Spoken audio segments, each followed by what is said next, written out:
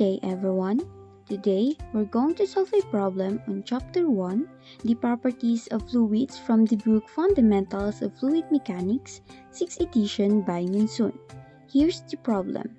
A 40 pounds, 0.8 feet diameter, 1 feet tall cylinder tank slides slowly down a ramp with a constant speed of 0.1 feet per second as shown in the figure.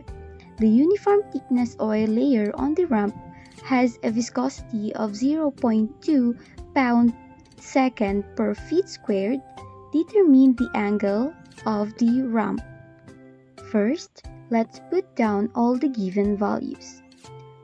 Weight of water tank 40 pounds, diameter 0.8 feet, height of tank 1 feet, speed 0.1 feet per second, viscosity 0.2 pound-second per feet squared, thickness of layer 0.002 feet, and the unknown, which is the angle.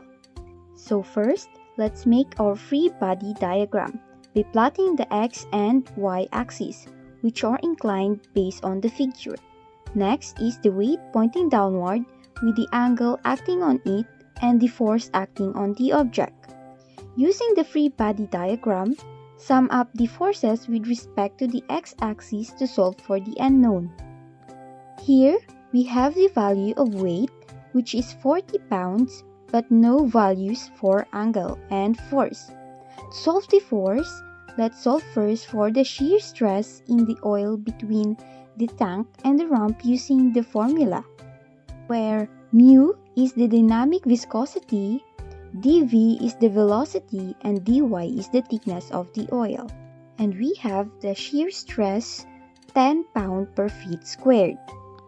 Solve for the force created by the shear stress by multiplying the shear stress to the contact area, which is the base of the tank.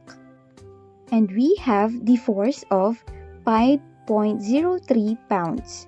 Now that we have our force, we can now solve for the angle using the summation of forces.